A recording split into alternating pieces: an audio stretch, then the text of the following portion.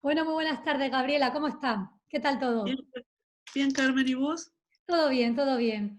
Bueno, estoy hablando con una de las promesas literarias de Argentina por excelencia, o sea, una persona que ha sido nominada al Booker Prize, uno de los premios más prestigiosos. Bueno, cuéntame, Gabriela, ¿cómo fue tu avance en la escritura hasta haber llegado a esa consagración literaria? Eh, no sé, escribo desde muy joven, desde niña, Ajá. y, y nunca quise hacer otra cosa. Igual era una vocación muy curiosa la de escritora, porque mi familia es una familia obrera. Ajá, En la casa de mis padres no había libros ni nada, yo no conocía a ningún escritor, y tal vez por eso nunca quise hacer otra cosa, porque no conocía a ninguno, puede ser. casi seguro, ¿Y no sí? sabía en qué me metía. Y aparte era una niña y me gustaba mucho leer y tenía, bueno, no tenía la herramienta para distinguir la realidad, ¿no? Ujú. Entonces yo pensaba que los autores aventureras que daban la vuelta al mundo al globo, que peleaban contra los males, contra la pérfida Albión, junto a Sandokan, que tenían así unas vidas muy interesantes. Sí, la En los típica que, vida bohemia de escritor, ¿no? mm, más que bohemia, yo pensaba Robinson Crusoe, pensaba que de verdad el autor era Robinson Crusoe. Qué interesante, pero bueno, Gabriela, tú fuiste la única argentina nominada y además es que tiene doble mérito porque hiciste lo que a muchas personas les sale bien. Hiciste sacar tu propia versión del clásico de los clásicos por excelencia de Martín Fierro y te salió una novela, o sea, muy pocas personas en ese sentido pueden salir victoriosas porque se les van a estar mirando con lupa y más del clásico por Argentina. ¿Cómo te sentiste? ¿Por qué es, mejor dicho, la pregunta es, ¿por qué surgió de ti la necesidad de la versión de la China? Mira, siempre es difícil saber esas cosas así completamente, ¿no? ¿Por qué Ujú. hacemos lo que hacemos? No sabemos por qué hacemos lo que hacemos en líneas generales. Yo tampoco. Pero la anécdota es que me habían dado una beca en la Universidad de California. Se te escucha entrecortado, Gabriela. Se escucha un poco entrecortado. ¿Tienes conexión buena? No, ¿No? Bueno, bueno, tengo la internet de la cooperativa telefónica de Abasto, que de a golpe anda mejor y de golpe peor. ¿Se escucha muy cortado? a veces, de vez en cuando, pero bueno, vamos a seguir intentándolo y si no pensamos luego a ver qué hacemos. Bueno, estaba ahí en un lugar de California, ahí en el área de la bahía, que es tan hermoso, lleno de unos árboles impresionantes, los redwoods, lleno de ardillas, un lugar en el que los autos paran para que las ardillas crucen la calle cuando se les ocurre, lleno de parques, de gente de todos colores, de todo el planeta, por la universidad, ¿no? Ujú. Así que un lugar muy hermoso. Y además la beca era muy generosa y yo no tenía nada que hacer, salvo estar de paseo, tomar sol. Había descubierto el Pinot Noir, así que también tomaba vino, era otra de mis actividades californianas, y lo único que tenía que hacer en contraprestación por todo eso era dar un taller de escritura creativa. Y yo en esa época estaba con el metro, ¿no?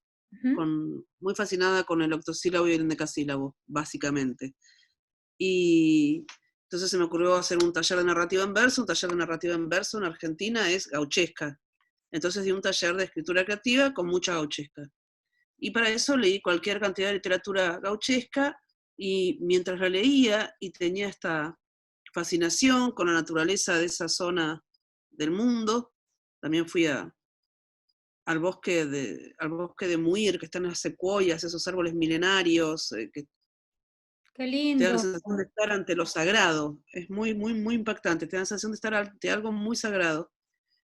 Y pensar que los bajan con topadoras para sembrar soja. Acá en Argentina, en Brasil, en Perú, en Bolivia, es un horror, es un horror. Tenemos que pelear contra eso, por favor. Sí, sí, sí, opino lo Y mismo que tú. eh, estaba con todo eso, y bueno, leyendo mucha Gauchesca, me di cuenta de que no había, o casi no había, o yo no leí en ese momento, ninguna perspectiva de mujer. Y pensé, qué divertido contar este universo desde el punto de vista de una chica. Y así fue que empecé a escribir La vida de la mujer de Martín Fierro. La verdad que no pensé, me voy a meter acá y voy a romper todo, estos hijos de puta, no sé qué, machistas, pa. No, la verdad fue como una cosa muy amorosa. Yo amo a la Gauchesca y me encanta Martín Fierro, La Ida especialmente. Entonces fue como un gesto muy amoroso.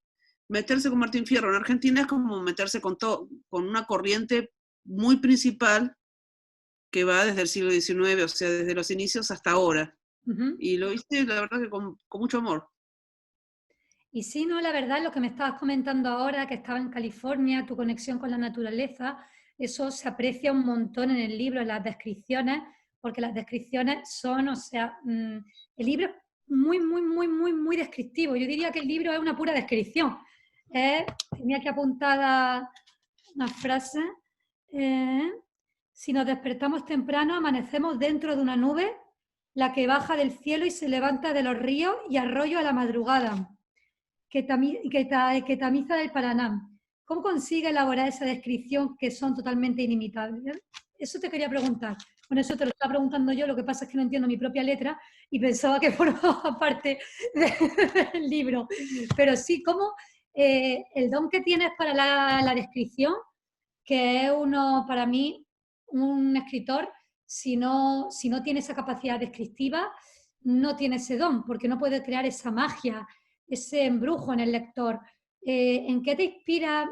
Puede que esto sea una pregunta un poco ambigua, un poco expansiva, pero ¿cómo te sale ese don para las descripciones? ¿En qué estás pensando tú? ¿Las metáforas te salen solas o simplemente haces como un reseteo y vuelves a donde estuviste para recordarlo?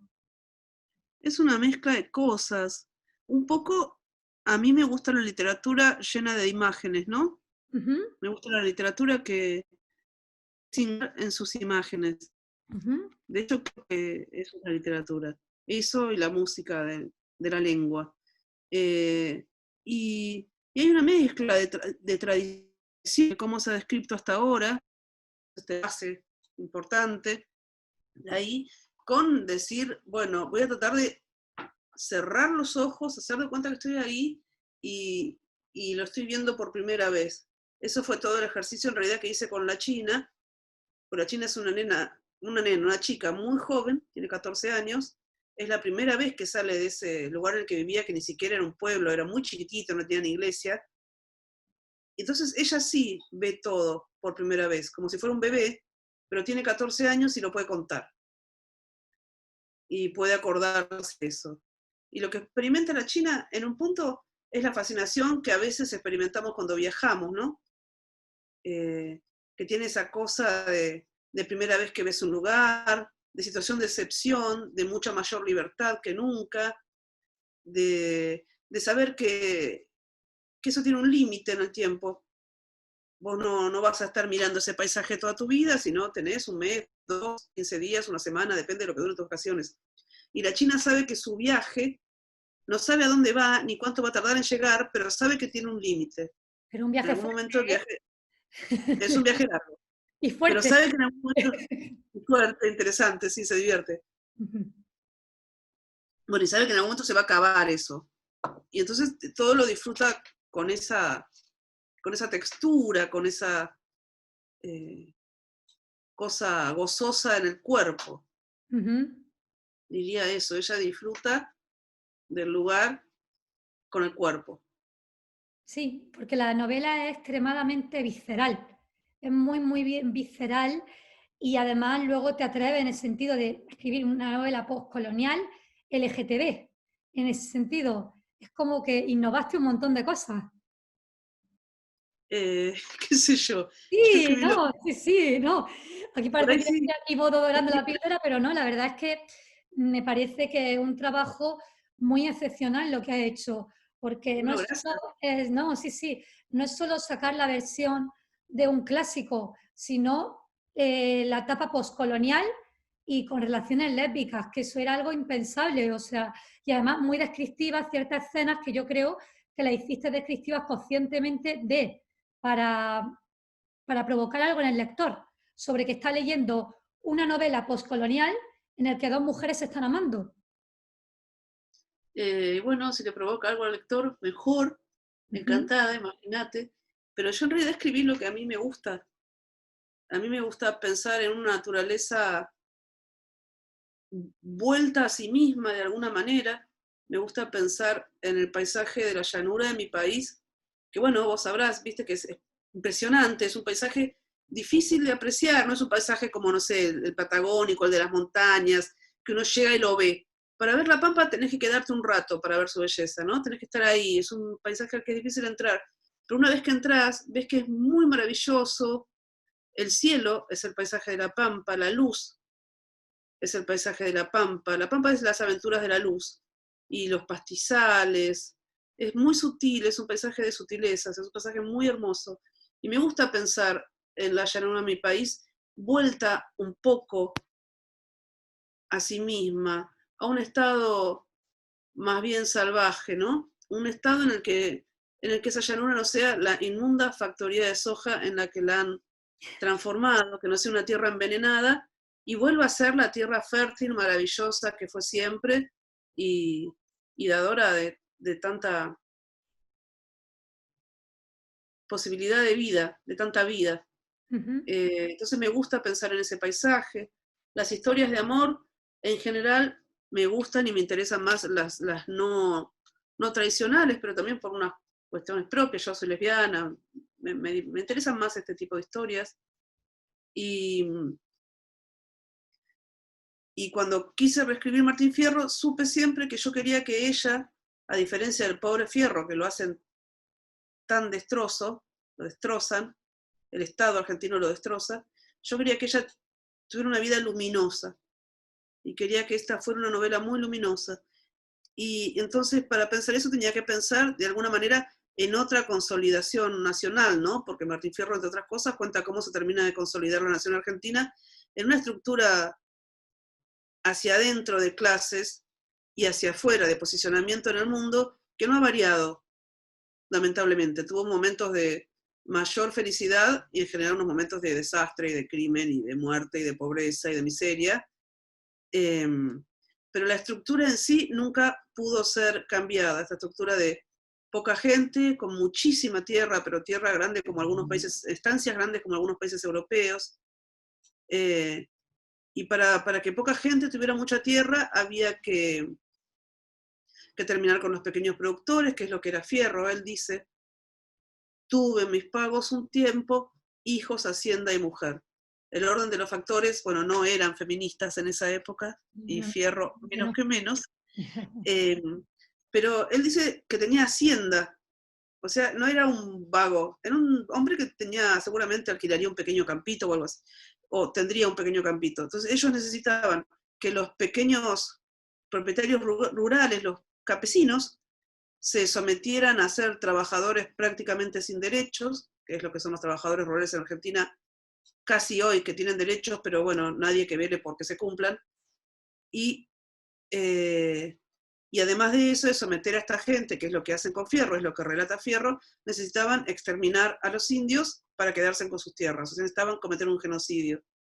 Y bueno, en ese país y con esa consolidación, y más que le pese a Hernández, que era parte de esta gente, que era dueña de la tierra, no se podía escribir una novela luminosa, se tenía que escribir una novela de cómo se arruina la vida de un hombre, ¿no? De cómo se la quita. Pero como yo quería que la China tuviera una vida hermosa, le tuve que inventar un poco otro país, ¿viste? Claro. Donde no sucedieran esas cosas, donde la naturaleza no fuera exterminada por considerársela recurso, donde las personas no fueran exterminadas por considerárselas obstáculos para la acumulación loca de riqueza de muy poca gente. Y entonces, bueno, me dediqué a eso y me salió como luminosa y así. Y bueno, yo te he stalkeado también y he visto que tu influencia, has dicho que tu influencia son Patricia Highsmith, Rodolfo Walsh, entre otros. Pero bueno, yo me atrevo a decir desde mi visión lectora lo que yo he apreciado, lo que yo, por ejemplo, he visto he visto mucho, me ha recordado mucho de Erta Müller. Erta Müller me ha Mira, recordado bastante. ¿La has leído? Sí, sí. Pues mira, pues me recordó un ahora montón. mismo, ahora mismo me voy a comprar algún ebook de ella. Me recordó muchísimo. Tiene una novela, lo que pasa es que su novela es todo lo contrario. O sea, todo lo que tengo lo llevo conmigo, el horror en los campos de exterminio. Ah, sí, lo leí, Sí, tremendo, sí, sí, sí, sí. tremendo, sí, Pero sí, luego sí, tiene sí, muchas descripciones paisajísticas también de miseria, todo lo contrario. Ese libro es todo lo contrario, pero me recordó muchísimo la celeridad de las descripciones también. También he visto un poquitín de Saramago, también en ese sentido, por tu fluidez, porque no son frases cortas, es todo todo escriben de manera muy acelerada, de manera que tu cabeza va a 1000 por hora mientras vas leyendo. Y bueno, y Virginia Woolf también, fíjate tú, Ah, Virginia Woolf, bueno, pues, sí, no, o sea, sí. muy De honrada. verdad, sí, a mí me gusta cuando leo un antiguo, cuando leo un escritor nuevo, me gusta pensar en su influencia muchas veces, no sé, un juego tonto. Me gusta pensar quién le influyó, a quién leyó, quién le gustó. Y me recuerda mucho, sobre todo en la época, los pasajes reflexivos personales, me recordó también a Virginia Woolf. Tú dices que tu influencia, que te ha influenciado mucho en Highsmith, en Walsh, pero ¿crees que inconscientemente también ha acaparado un poquitín de estos autores? ¿Son cosas de mi cabeza o de mi visión lectora que a lo mejor a otra persona le pueden parecer distintos? No, no, seguramente sí, de hecho, viste, eso es algo que ese tipo de, cuando te preguntan por las influencias, yo digo lo primero que se me ocurre en el momento, pero no es que tantas cosas me han influido, y también el cine, y también la música, y también la televisión, y también la charla con los amigos, con el verdulero, todo entra ahí, ¿no? Eh, entonces sí, seguro que sí. De hecho, los abuelitos que me estás encontrando me encantan, chocha, estoy encantada yo. Y sí, y bueno, aparte, tú eres una activista feminista, de izquierda y lesbiana. En ese sentido, ¿qué crees tú? ¿Cuáles son las principales diferencias del feminismo LGTB al feminismo heterosexual? Hombre, quitando obviamente que el feminismo LGTB tiene que luchar mucho más porque tienen que ser más, porque todavía sus derechos no están del todo consolidados, pero ¿cuáles crees que son las principales diferencias desde tu militancia? ¿Sabes qué? Yo no lo pienso así. Ujú. No pienso que en una división entre el feminismo LGTB y el ¿No? feminismo heterosexual. No, no, para mí hay feminismo que toman en cuenta cosas muy importantes, que son como las nociones de clase, que me parece que no hay que olvidar, no hay que olvidarse nunca. Eh, Toda la cuestión del extractivismo, que acá en Latinoamérica es muy feroz, muy feroz. Eh, Diría que, y a mí me interesa mucho también la vida de los pueblos originarios. Los feminismos que intersectan con eso me interesan y los demás no, pero tampoco son mis enemigos, no es lo que yo hago, no es lo que a mí me interpela, no, no me preocupa tanto, ¿viste? Y Sí, en cuanto a tener más o menos reconocidos los derechos, me parece que es difícil para todos, porque si bien en los papeles para las mujeres hay más derechos, en realidad acá se mata una mujer cada 25, 26 horas. yo quería O sea, hablar esos derechos también. no existen en la realidad, ¿no? Y después la tiene muy difícil las travestis y las mujeres trans especialmente, también por lo mismo, tienen una expectativa de vida de 35, 40 años, ¿Ah, es una sí? ¿En locura también. serio? En serio, acá es tremendo, Sí, yo sé que tremendo. aquí hay muchos travesticidios, pero no sabía que Muchísimo la travesticidio, expectativa eran 35 años, brutal. 35, 40. Y además hay mucho travesticidio y además recién ahora se está empezando a lograr que las leyes de cupo trans, para que las mujeres trans, bueno, los varones también, tengan trabajos en las áreas de las oficinas del Estado, donde fuera, recién se está empezando a lograr que eso se cumpla un poco. Si no, en general, las travestis y muchas mujeres trans, no todas, pero las travestis son chicas echadas de sus casas a los 12, 13 años, que terminan en la calle siendo niñas, no les queda otra que dedicarse a la prostitución. Son vidas muy duras, ¿viste? Sí. Muy difíciles. No, no. no son, o sea, difícil la tienen de los dos lados, ¿Y tú crees que... diría yo. Sí, perdona, continúa. Y hay mucha dificultad también en la pobreza, ¿no? Se han criado de distintas formas, evidentemente una persona que se ha criado alejada de una gran urbe o lo que sea dispone de distinta información, por lo que el Sí, comportamiento va a ser, y el comportamiento y la actitud van a ser totalmente distintas, eso está claro, sí. sí, también acá mismo, en las grandes ciudades también, es como muy difícil. Y ahí, si bien yo tengo una perspectiva de género para ver el mundo, también veo cómo matan adolescentes y jovencitos por el mero hecho de serlo y de ser pobres y de ser morochos, y también me importa, no, no, y Pero también me ahí ya, importa. claro, ahí entra ya la militancia ya, bueno, a ver, el feminismo es un movimiento político, está claro, pero ahí entra la militancia ya de izquierda.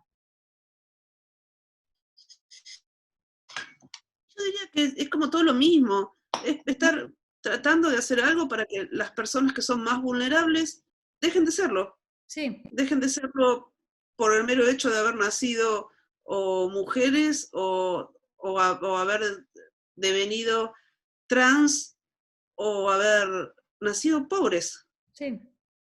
Y me parece, no, no, no, yo ahí no veo esa división tan taxativa, ¿viste? A mí me interesa la perspectiva de género, pero para que todos vivamos mejor, como fuertemente. Yo creo que podemos vivir mejor todos y hacer un mundo más armónico, un mundo en el que se reparta el poder entre hombres y mujeres, un mundo de paridad. Yo creo que nos va a hacer más felices a todos, a todes, a todas. Sí, mira, sabes que yo hace poco hablaba con una feminista afro y ella Ujú. me preguntó, ¿tú crees que una mujer que sea racista puede ser feminista? Y yo dije que obviamente no. Me preguntó el por qué. Y yo le dije que principalmente el feminismo es como un caudal que viene de un río y que si esa persona no respeta el caudal, o sea, no puede llegar a los otros. Si una persona piensa que no hay igualdad entre otras razas, entre clases, pero que si hay igualdad entre mujeres, es imposible. O sea, por eso creo que el feminismo también lo amplía todo. ¿Tú piensas Yo lo creo mismo que que yo? Sí. yo pienso lo mismo que vos, exactamente. Vos lo decís más lindo con el río y el cauce. No, bueno, se me ha ocurrido ya, de tanto leerte me inspiré un poco. Se te ocurrió muy lindo. No, pero es curioso, sí, porque y más ahora en cuarentena, todos los femicidios, travesticidios, niños y niñas maltratados, o sea, es horrible. ¿Cuál es tu opinión sobre un futuro feminista? ¿Crees que puede lograrse? ¿Crees que faltan muchos años? ¿Crees que en las zonas más pobres van a poder evolucionar un poquitín mejor? ¿O cuál es Me parece tu...? que la cuestión de la evolución no está marcada por las clases, que hay gente copada en todas las clases y gente más feminista con esa palabra o con otra, Ujú, igual en todas las clases. Y me parece que ahora tenemos una pelea bestial por delante. Digamos, en todo el planeta se está concentrando todavía más la riqueza y está habiendo un auge de las derechas y de las ultraderechas. Y eso es muy peligroso para todas las personas de bien. Eh, Varones, mujeres, cisexuales, transexuales, para todas las personas de bien.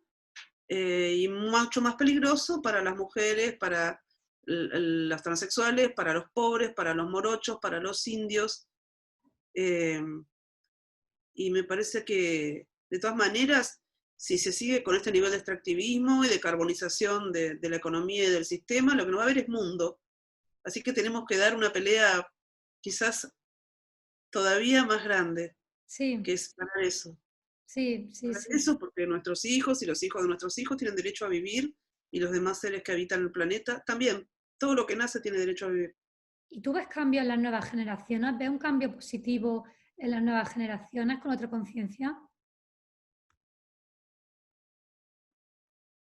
Yo te diría que sí, que en principio sí, pero que vamos a ver, que en principio sí, que ojalá que sí. Cuando vi toda la movida que armaron estos niños ecologistas en Europa, me dio mucha esperanza, eh, y bueno, me parece que lo menos que podemos hacer es estar con ellos, apoyarlos y, y jugarnos por ellos, ¿no? O sea, yo por lo que veo tú eres muy ecologista también, Muy.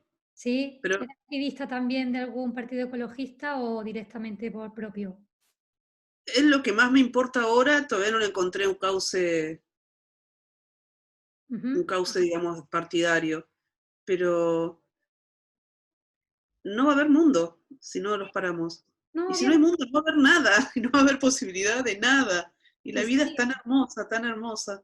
hay El cosas mundo que es tan estarían lindas hermoso. por ver, sí, sí, pero igual, por lo que yo tengo entendido, en lo que tengo visto, Argentina no es de los países menos ecologistas que hay, obviamente dista mucho de, pero bueno, vete a Santiago de Chile, donde una nube directamente te ciega los ojos, o en Pero, Perú también. ¿Cómo? ahí tiene montañas, acá hay Sí, una llanura y la contaminación se la lleva el viento, pero sí está muy contaminada la ciudad. Está muy contaminado todo el campo, muy, muy, muy.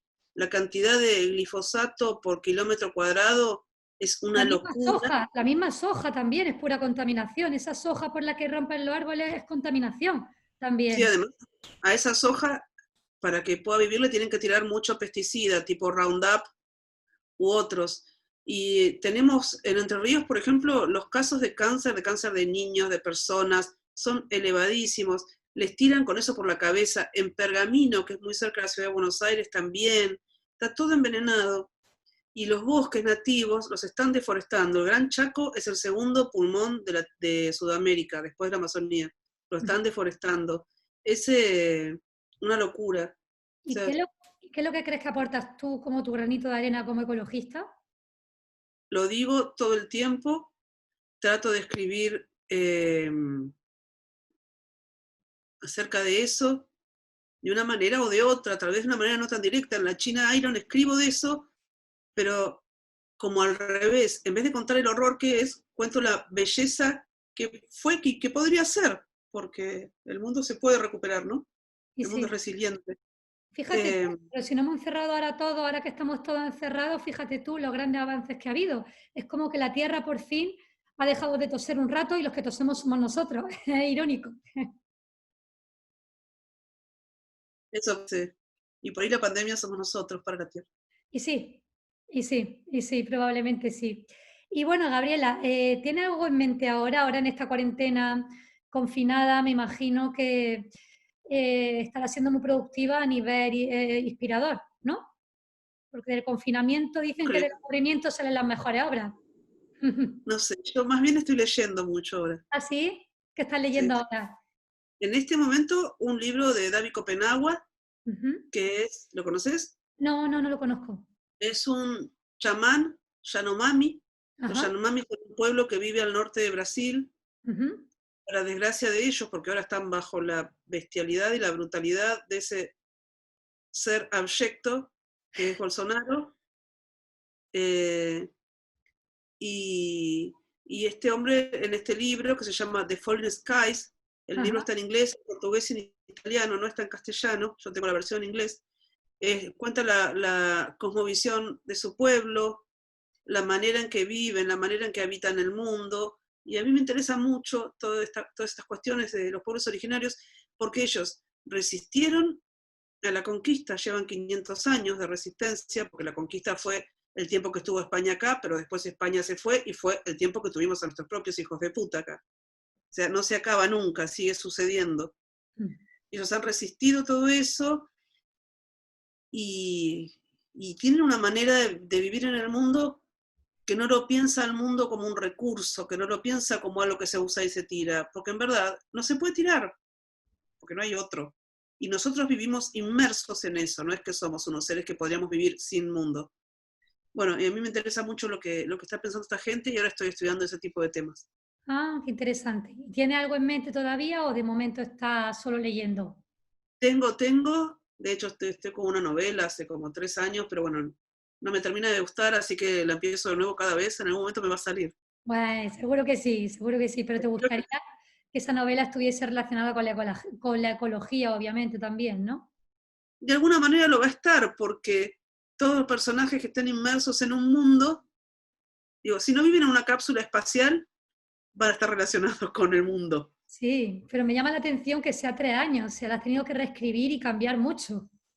Sí, yo hago esas cosas. Sí, hace eso. Ah, mira, pues te resulta. Pues bueno, Gabriela, un gusto Bueno, Carmen, conocerte, un gusto un placer hablar entrevistarte con vos también. y Y nada, bueno, ya nos vemos de otra manera menos virtual y con una claro que cerveza, qué sí, sé yo. me encantaría, me encantaría. Y nada, yo Bueno, ¿hay que hacer te alguna aviso cuando lectura esté. o algo? ¿Cómo? Cuando hagamos alguna lectura o algo así, te invito. Sí. Que son Ay, eventos lindos, que viene feliz, gente linda. feliz, Bueno, feliz, me encanta. Yo tengo tu teléfono, así que feliz, yo feliz. Yo en esas dale, cosas soy como un niño con un juguete. dale, cuando todo pase te aviso. Perfecto, estamos en contacto, Gabriela, cuídate mucho. Bien. Muchas gracias, Chao. Carmen. Gracias a ti, chao.